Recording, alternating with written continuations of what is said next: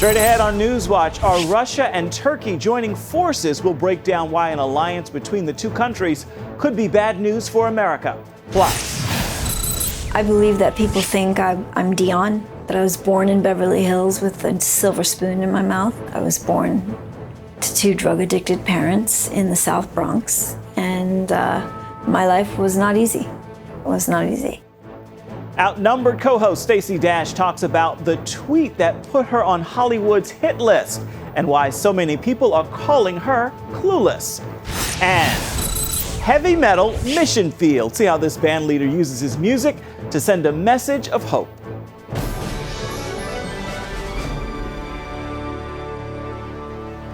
Thank you so much for joining us for CBN NewsWatch. I'm Ephraim Graham. Turkey's President Recep Erdogan is slamming the U.S. and other Western countries for not supporting him after the attempted coup.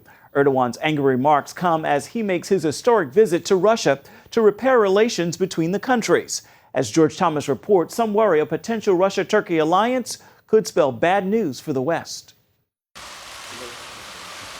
For centuries, their two countries were arch enemies. But this week in St. Petersburg, Russia's President Vladimir Putin and Turkey's President Recep Tayyip Erdogan decided they could no longer afford a Cold War.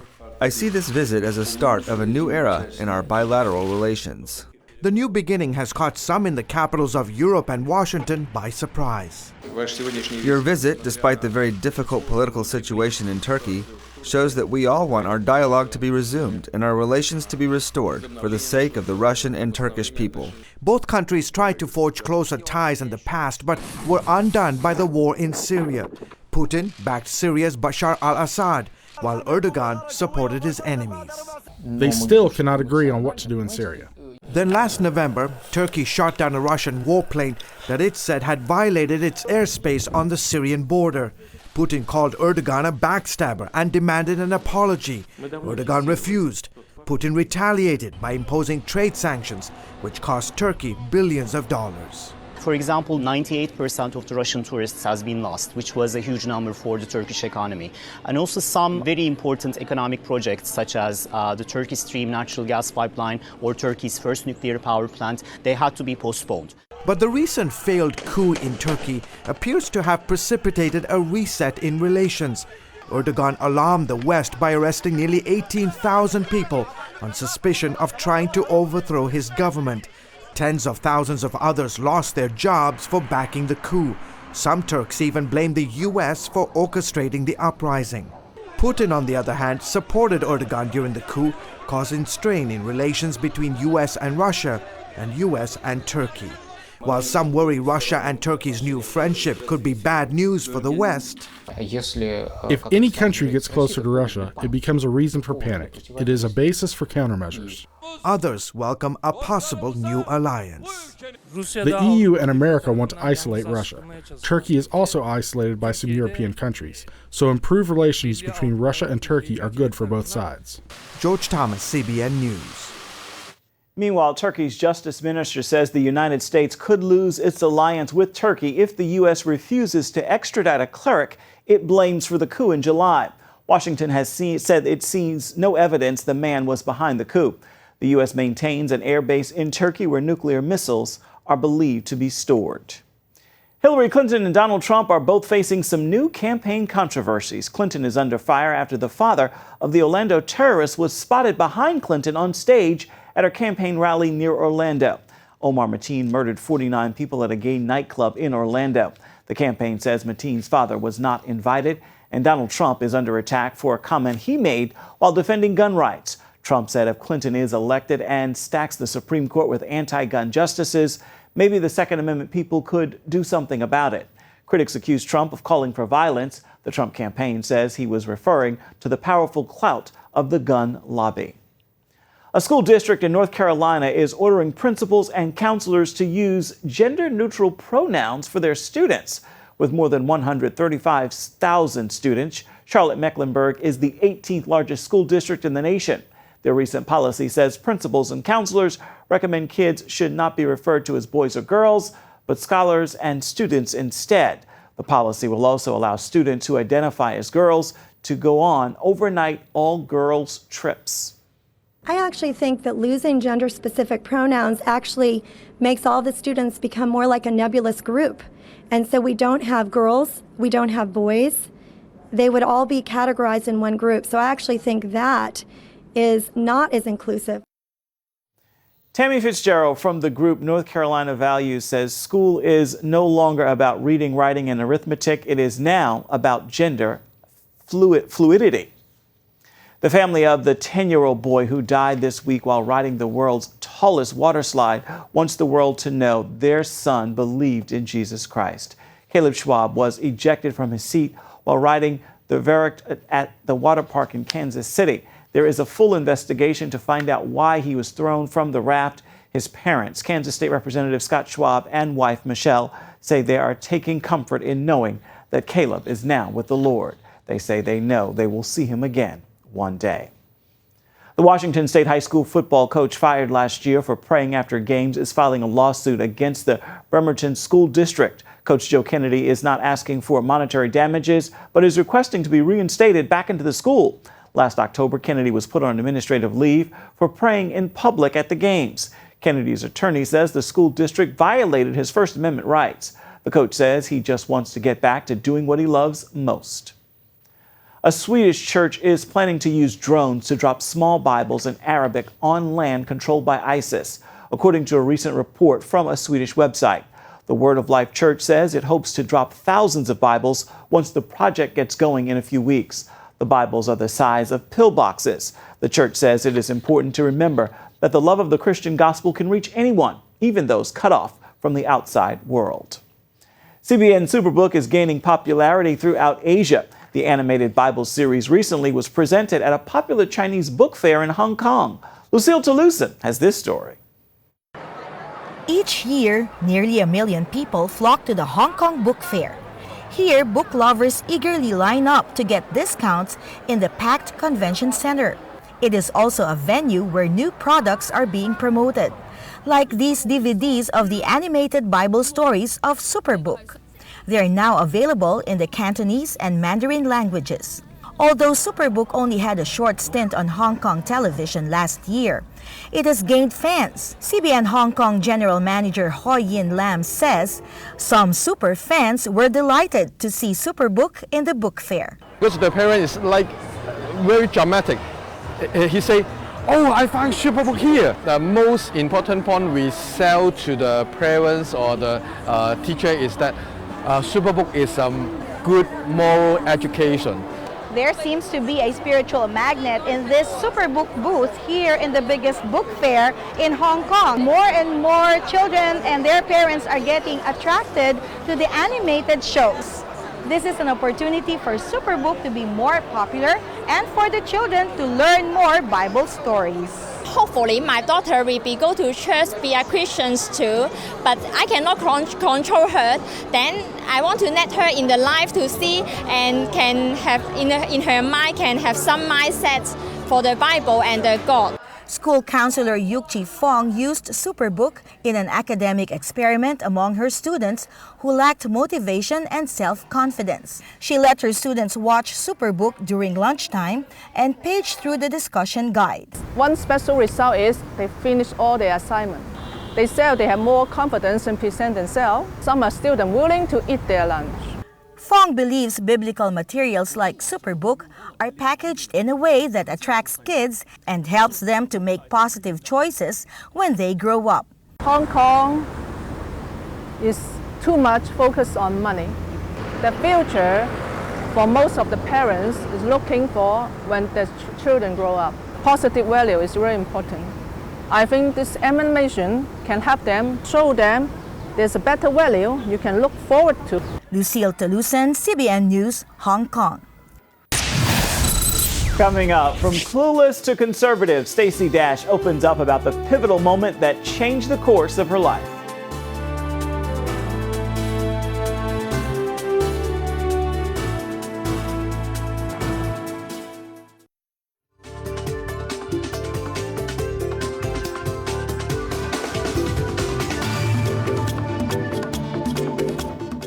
Stacey Dash became a Hollywood darling in the 1990s after starring in the hit film Clueless.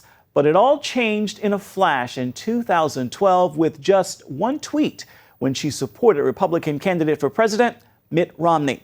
In her very own words, she says her whole life changed. Jenna Browder brings us the story.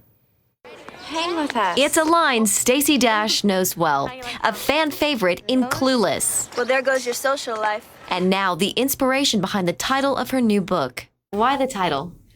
Well, because when I came out as a conservative, I basically lost a lot of friends, family, and got ostracized in Hollywood. And it all started with one tweet. Vote for Romney, the only choice for your future. One tweet. And the next day, my whole life changed. Twitter went crazy, then the media quickly caught on, asking why would a black actress in liberal Hollywood endorse a conservative candidate? You know, I've taken a lot of arrows, and a lot of people have told me keep my mouth shut or I won't work again. And I just say no. I won't be scared into submission. Stacey says her political beliefs come from her life experiences. I wrote the book because I believe that people think I'm Dion, that I was born in Beverly Hills with a silver spoon in my mouth. But that was not the case. Stacey grew up in a rough New York City neighborhood and was no stranger to the hard knocks life. I was born to two drug-addicted parents in the South Bronx, and my life was not easy. It was not easy. You write about a lot in the book. What are some things that stick out? My mother offered me cocaine, the abusive relationships, almost aborting my son. Thank God I didn't. I mean, I think about that all the time. Stacey says God stopped her at the last minute. I mean, you were in the doctor's office. I was there on the abortion table. I was so far along, they had to put me under, so I had the IV in my arm. And I was crying. And at this point in my life, I'd forgotten about God. I'd stopped talking to him. Stuck in a broken relationship and doing drugs, she was in no place to have a baby. And so I cried out to God, and I said, you have to tell me what to do. I don't want to sign. You've got to tell me what to do. And he did. He said to me, Stacey, keep your son. He even told me it was a boy. Stacey got up and ripped out the IV, but before she left, her doctor did a sonogram. And I just saw my son's little pea-sized heartbeat inside of me. And I just thought, Stacey, how could you have considered taking this life that God has given you? It's part of you. He's you. Today, her son Austin is 25, her daughter Lola 13, and Stacey drug-free since that day. But there were still more struggles. You tell a striking story about one ex-boyfriend. He'd been stalking us for 3 years, and so I finally got a gun. I had to move, literally. I can't even tell you how many times. And she wasn't afraid to use her gun. He found us, kicked the door in off the hinges, beat me up. My son was asleep upstairs, and I ran upstairs. I got my gun, I loaded it, and I came down the stairs shooting, and he was coming up the stairs. I missed, thank God, but he got the message, and he never came back. As an outspoken supporter of the Second Amendment, some of Stacey's words often land her in hot water. She also recently took heat for comments about getting rid of Black History Month and the BET Awards. I cannot wait to help my people out. Happy Black History Month. In the book, Stacey talks about more abusive relationships and being mistreated by men, doing it Stacey's way. Turn a page, and now you're doing it God's way. Yeah. It was after a bad breakup, and I was in a bad place. And I had my 2 children, and, you know, I was not doing well. And I just finally literally fell to my knees, hysterical, and said, God, I can't do it. You got to help me. I surrender. And from that moment forward, things started happening. That's when she got the courage to send the now famous tweet. And just as she reached the bottom of her bank account, offers started coming in. You are a Black American and you are a conservative. Today, Stacey regularly appears on shows like Outnumbered and Hannity as a Fox News contributor. She gives all of the credit to God. You know, I have to remind myself every day, surrender, surrender, stop. So what's next? I have to realize that God is the only one that can have control of my life, because I don't know where he's taking me. Only he knows. So I have to trust. She knows he was faithful then. Dee, don't you want to use your popularity for a good cause? No. And he'll be faithful now. Jenna Browder, CBN News. As you see, Stacey Dash's new book is called There Goes My Social Life, From Clueless to Conservative. You can find it in bookstores and online. Up next, we're going inside one of the summer's biggest rock music festivals and hearing from the frontman of the heavy metal band Silent Planet.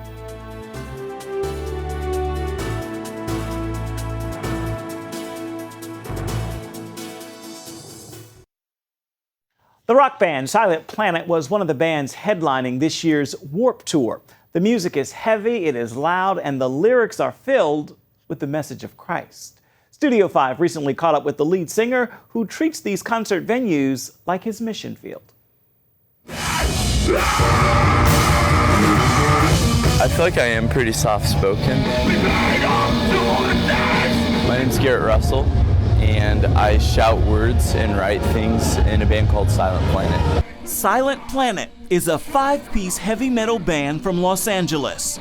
Garrett Russell sings lead vocals, with Spencer Keane and Mitchell Stark on guitar, Thomas Freckleton on bass, and Alex Camarena on drums.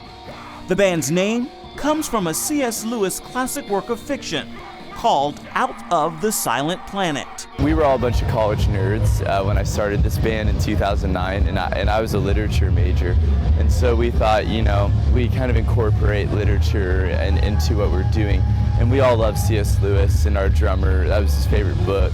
And really interested in the idea that we live on the silent planet, that Earth is the silent planet, because that's what C.S. Lewis is talking about. And we're experiencing an existential separation from one another, and this inability to understand each other because of sin, because of selfishness. Garrett says the band is breaking down barricades to bridge the gap between the church and the rock music culture. I'm here because I love Jesus, and because Jesus has transformed my life. And I want people to encounter the love of God that I found in a non-religious setting and to experience God like freely. That's why I've been doing this for 7 years, and Warped Towar's the new stage for us, but it's really been the same thing for 7 years. It's just we've kind of graduated to a place where we're allowed to be on this tour now, and it's exciting. This is the power of Jesus healing me from the darkness. To be honest, I think being here has empowered my desire for people to know the love of Jesus, because I see that need, you know? They released their first full-length album, The Night God Slept, in the fall of 2014. The songs deal with topics like sex trafficking in America and the bombing of Hiroshima. Their second full-length album is called Everything Was Sound, released only a month ago while on Warped Tour. It addresses issues like post-traumatic stress in the song Panic Room, to Orphan, a song that sets out to challenge prejudices.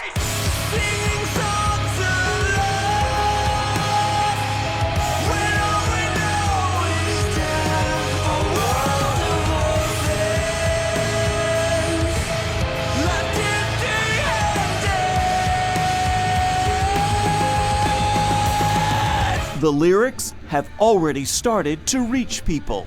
Yesterday, a young man came up to me and said our song Panic Room about PTSD helped him to forgive his father who abused him growing up because of what his father had gone through in Vietnam. This song, it helped him to reconcile with his father, who's not in his life, but to understand why his father was like that. I met a girl who was a survivor of sexual assault, and she said the fact that we could be like a Christian band and talk about these social issues was big for her, to be able to be a Christian but also to stand up and say, no, like, sexual assault's not right. That was like, I'm like, you're why we do this. Less than a month after release, Everything Was Sound is climbing the Billboard charts, reaching #1 for both Christian and hard rock albums, and finding a place on the Billboard Top 200. It's definitely kind of nerve-wracking, you know, when you when you put out an album. I feel both nervous and good about the fact that what we write, we don't think too much about like who's gonna listen to it, what genre will this be perceived as, what will people think, how is this relevant in concordance to like what other bands are doing. We're just kind of like doing it, you know what I mean? And what comes out of it is maybe a song like Panic Room, which is sort of maybe a couple different genres inside of a song, but it's like what we wanted to write, and I was proud of my guys for the cool music they wrote and tried to do it justice with what we were writing about. When writing the songs, Garrett has one primary goal: to integrate his faith with the music culture. I believe that to be a Christian is to be integrative. And it's sad because I think a lot of people's experience of Christians has been largely segregative. And Jesus is integration, I believe. And he's not only reaching fans at Warped Tour. Members of the church community are also supporting the Silent Planet mission. You know, maybe there's certain churches that wouldn't want us to play, or certain festivals that would ask us not to come back. But, you know, overall, I've experienced way more love from the church than negativity. Love and Jesus are interchangeable to me. I have found no love outside of the love of God, and only in God have I seen love, and have I been able to experience love with other people because of the love I was experiencing with God. So beautifully said. Silent Planet will be touring again this fall. They'll be touring with August Burns Red. Stay with us. There's more of CBN NewsWatch ahead.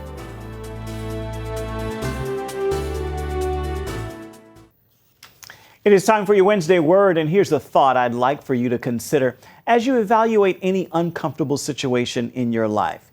It is what it is, but it is not what it seems. And what do I mean by that? When your reality doesn't line up with the promises of God, all hope is not lost. Give it time, give it prayer, and give it patience, and then watch God make his promises your reality. With that word, make this a wonderful Wednesday. That is going to do it for this edition of CBN NewsWatch. Remember, you can find more of our exclusive coverage of the issues you care most about. You can find that at cbnnews.com. We'd love to hear what you think about the stories you've seen here today. You can do it on Facebook, Twitter, and Instagram. Hope you'll join us again right here next time. Make this a wonderful Wednesday. We'll see you right back here come tomorrow.